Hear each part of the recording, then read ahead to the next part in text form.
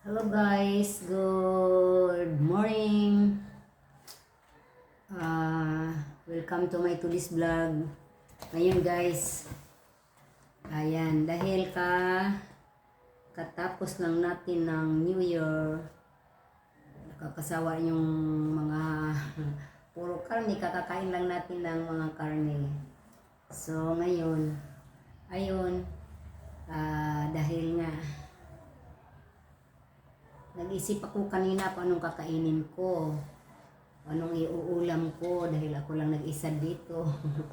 Wala akong gana kumain ng isda at karne today.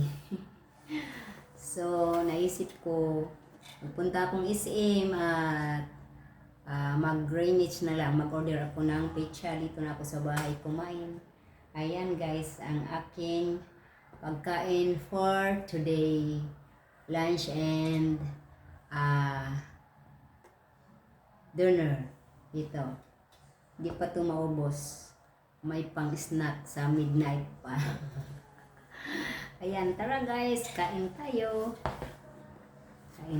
dito na lang tayo kasi baka abutin ako ng ulan pag doon ako sa SM kumain kaya sa mismong sa Greenwich. Kaya nag-pick out na lang ako mga kalodi. Tsaka naano ako lang naman mag-isa. Dito may ano naman ako, ito. May royal ako dito kaya kumpleto din ang aking ayan. May royal ako dito katira namin ng New Year. Ayan, so let's eat guys. Samahan niyo ako kumain. Ang in-order ko nga pala guys ay hindi siya ano siya, veggies overload siya. Yan.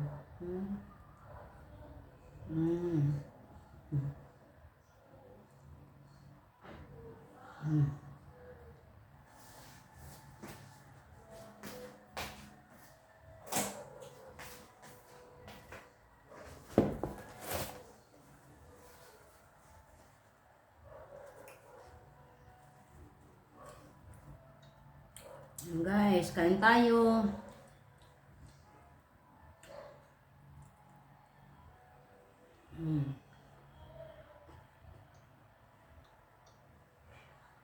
Dito ako guys, pag wala akong gana kumain ng karning baboy o mga isda, kahit sa mga karning, basta mga karne, ito na lang ang inaano ko, in-order ko para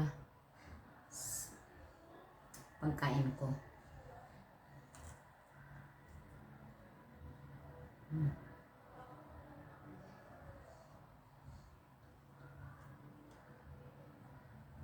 Ito lang din man ang gusto ko sa sa Greenwich, yung flavor niya, veggies overload.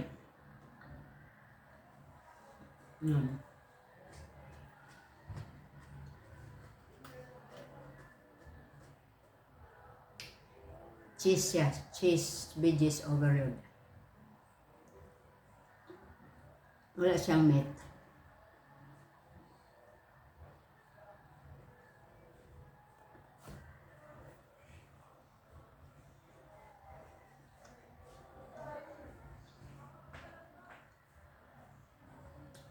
Dalawa lang ganito guys. Busog na ako.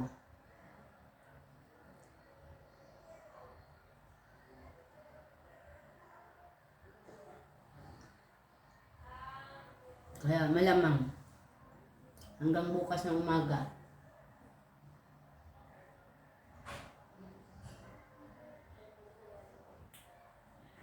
Ano to ilang piraso? 1, 2, 3, 4, 5, 6, 7, 8. 8 na slice.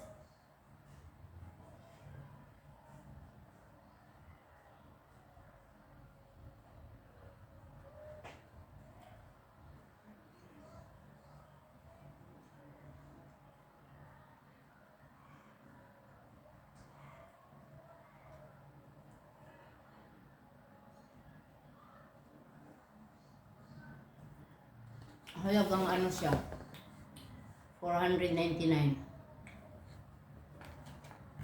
Hmm.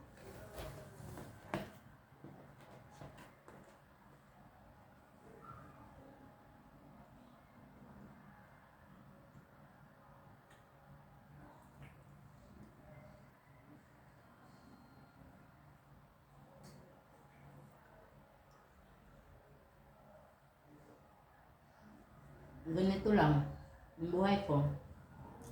Dahil nag-iisa, hindi naman na nag-iisa lang talaga. Kasi meron ako mga anak, ako. So, ano na kami lahat. Ang ibig ko sabihin, nag-iisa sa buhay. Sabi dito sa bahay ko. Kasi siyempre may kanya-kanya na silang mga pamilya, may kanya-kanya na silang bahay. Kaya ako na lang nag-iisa sa buhay dito din sa bahay ko.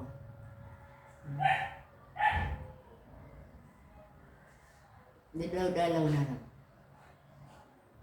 Malalas, yung mga anak ko ang dadalaw sa akin. Ako, tagal akong dumalaw doon kasi tinatamad ako mag commute. Minsan, kukunin ako ng mga anak ko dito. So, siguro next week, doon ako sa Lancaster. Kanila, magliwaliw. Una muna ako doon sa anak kong bunso. Kasi, gusto ko nang makita ang aking bagong apo na babae. Si Sofia Gabriel. Hindi sila nakapunta nitong New Year kasi kakapanganak lang ng 28. So, hindi pa pwede magbiyahe. Kaya, wala ang mag-ina dito, ng aking manugang at saka ng aking little cutie apo na humabol ng 2023.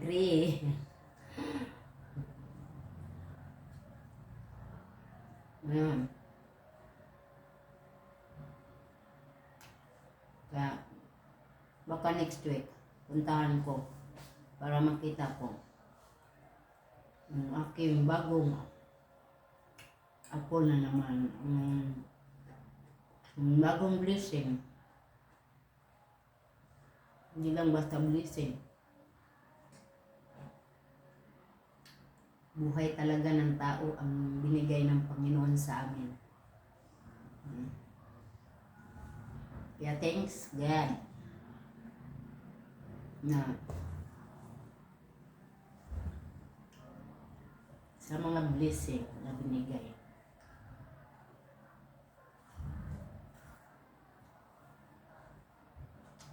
Padami na kami ng padami. From 1 to ilan? 8.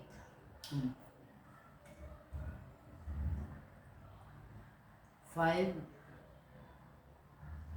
Yan. 6. 11. From 1 to 12. 12 na kami. Binigyan ako ni Lord na 11 na mga makasama sa mga kasama sa buhay. Ayan.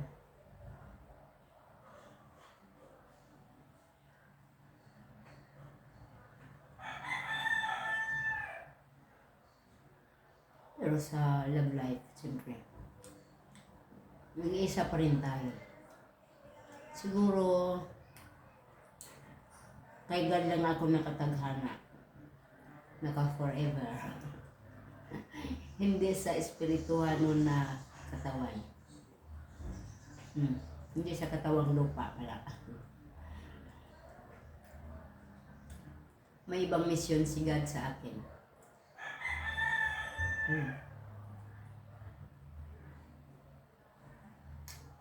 Kasi lahat ng pangyayari may dahilan yan. Naniniwala ako na baka iba ang gusto niyang mangyari sa buhay ko. Kaya ganun ang nangyari sa marriage ko. Kasi lahat ng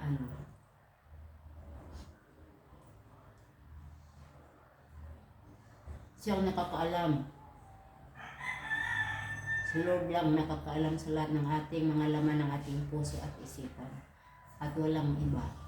Ni tayo hindi natin hawak ang ating puso at isipan.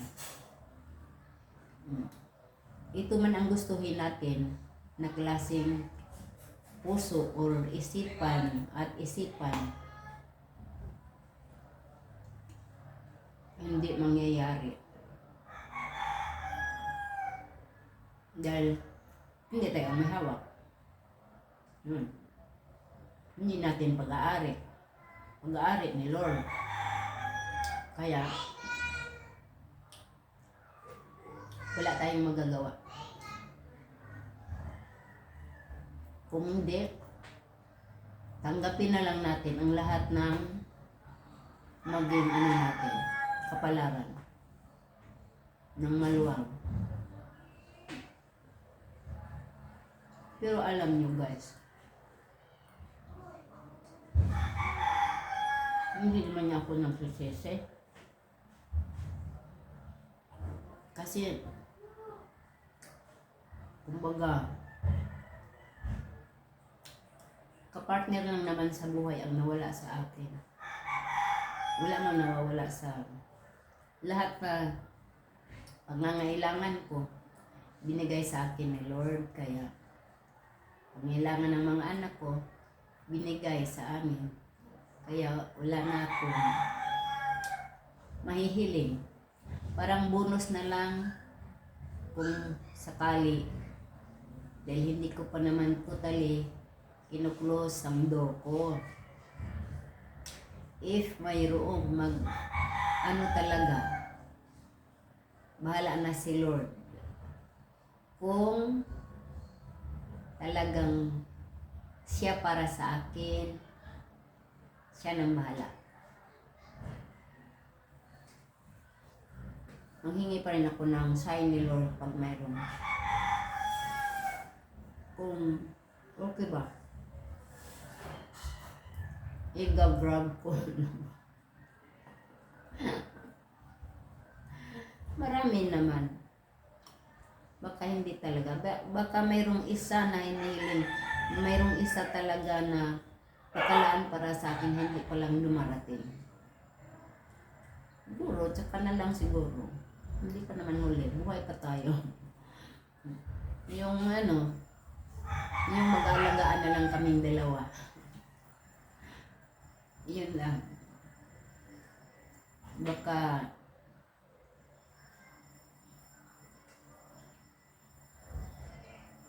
hindi ko talaga kung ano talaga ang pero kung wala man hanggang sa hindi ko alam kasi alam nyo, hindi naman mayroon naman talagang nag-ano sa akin, nag-open ng ganun na kaya lang baka nga hindi pa rin siya ang para sa akin kasi inayawan ko siya, inayawan ko sila, hindi lang isa, dalawa ang nag-ano sa akin, pero talaga ako ang umayaw. May mga work naman sila. Kaya lang, hindi ko, iwan ko ba't hindi talaga, hindi ko na-feel. Kaya, tinatapat ko kaagad. Ayan. Paano ba naman kasi? Super express naman. Porque pa matanda na tayo ganun ba? Yung pag nagkakilala kayo, mga 1 week pa lang, gusto na mag-asawa. Di naman ganun. Kung noon nga, Nung bata pa, hindi rin ako ganyan. Eh, what more ngayon na may edad na tayo. Dandahan naman tayo sa pagpili, kasi baka mamaya ikakapahamak pa sa ating mga mahal sa buhay. Kaya, piliin natin ang mabuti.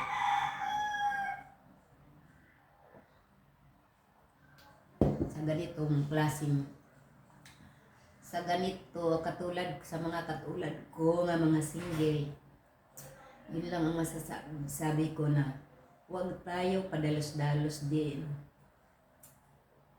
Dahil pagtanggap ng mga lalo na pag may mga anak tayo, isaalang-alang natin ang mga anak natin sa tao na gustong sa atin,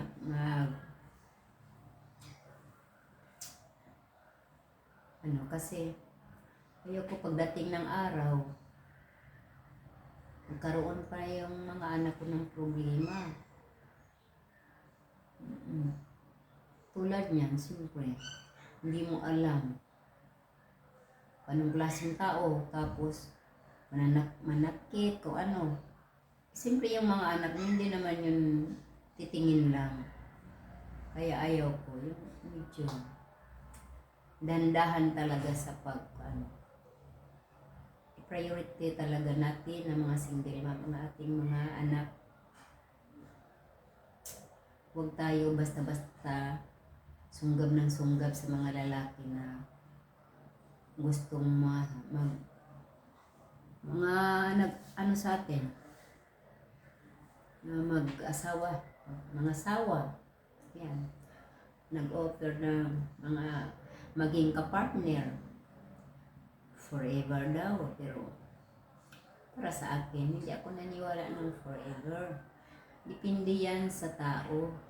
Depende yan sa klase ng tao. Nakadepende pa rin. Kung ang nakita ko sa isang lalaki andoon ang nakita ko, yung hinahanap ko nandyan sa kanya, siguro masabi ko na ito na. Pero kung hindi, wala rin forever. Hiwalay at hiwalay din tayo.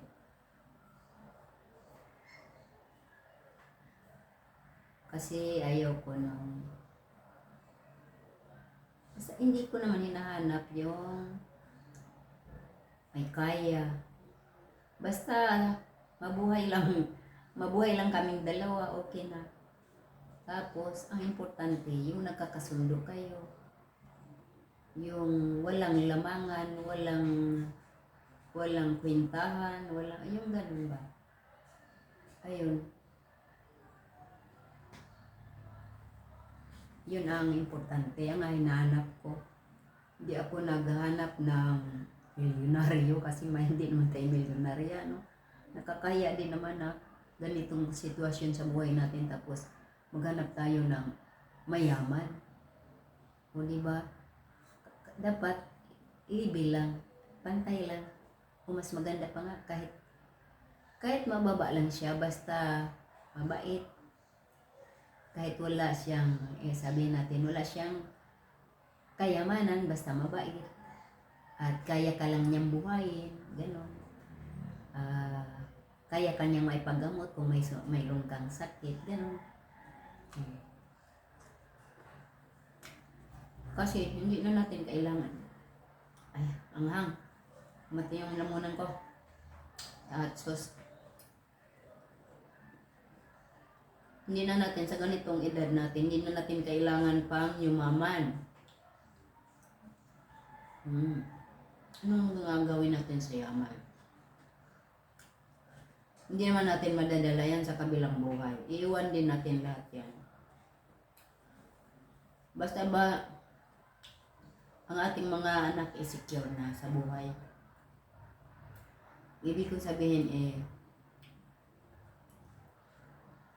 kaya na nilang mabuhay at mapag-aral ang mga anak nila. Hindi kong sabihin, yung, ano na, yung, tawag dito,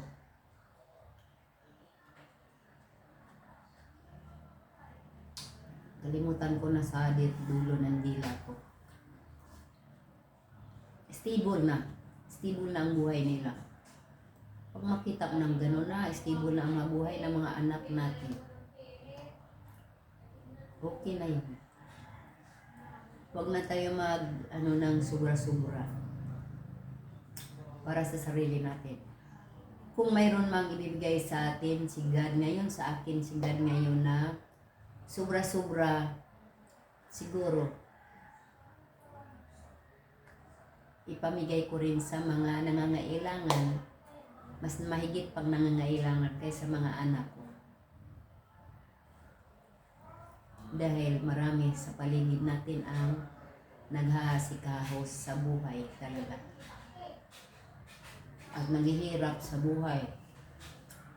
Hindi mapaaral ang mga anak. Ayun ang dapat natin tulungan.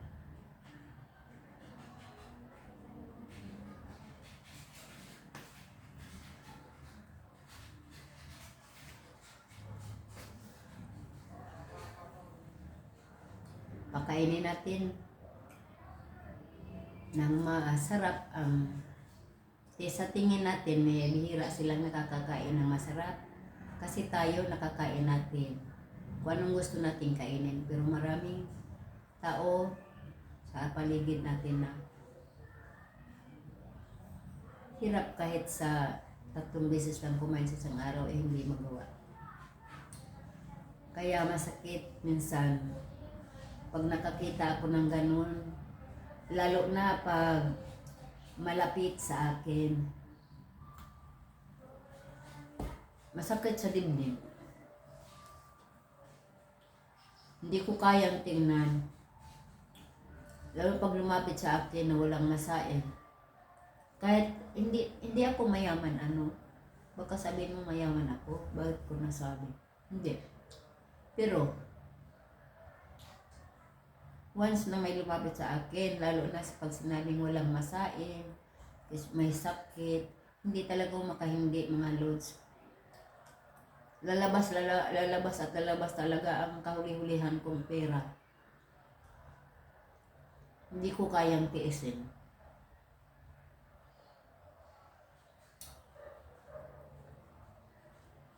Kung pwede nga kahit wala ako, maghanap akong paraan, maitulong ko lang sa kanya. Hindi ako mayaman. Yun lang.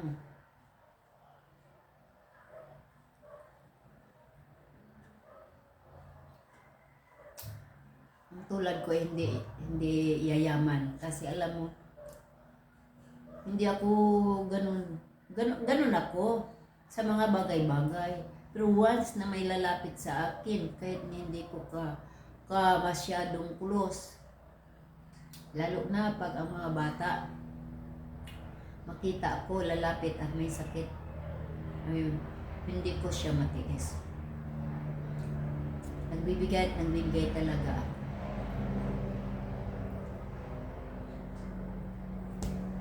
Kaya, hindi talaga ako yayaman. Wala, pero okay lang sa akin. Tama na. Na hindi ako pinabayaan ni Lord, ni Mama Miri. Nakakakain ako ng kung anong gusto kong kainin. Nakakapagamot ako kung mayroon akong karamdaman. At mga anak ko, okay naman ang nila. Ganon din sila. Yun lang. Importante sa akin. Pero pagtingin ko nga kailangan ng mga anak ko, kahit mayroong ibang tao, dito mga anak ko, siyempre unahin natin mga anak natin, pamilya natin, bago ito. Ganon ako. pamilya pa rin ang unahin ko.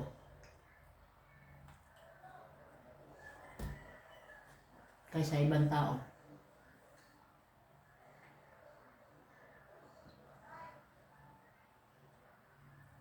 So, parang mataas ang aking video. Hanggang dito na lang. Sana may makuha kayo. Mga katulad kong mga single mom. May mapupulot kayo sa mga style ko. Pagdating dyan sa mga nag-offer ng love para magkaroon tayo ng partner sa buhay.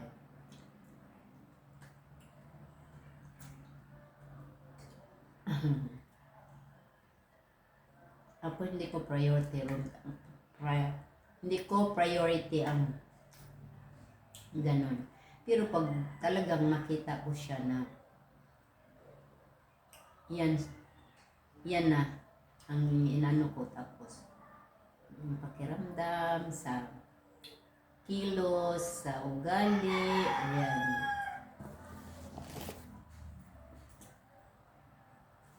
Tingnan lang natin. Basta wala na si Lord. Kay Lord pa rin nakasalalay. Manghihingi ako ng sign palagi kay Lord. Lord, kung siya na, sige, bigyan mo akong sign. Kung siya na ba ang nasa kanya ba ang aking mga hinahanap. Ayan. Patibukin mo ang puso ko. Parang ganon. Yan, di ba?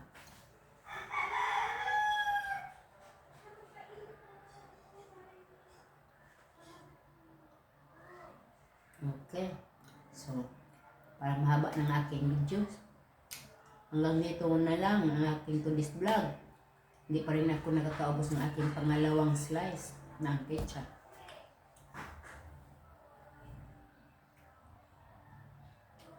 Hanggang dito na lang. Please watch my videos. Comment and share. Then,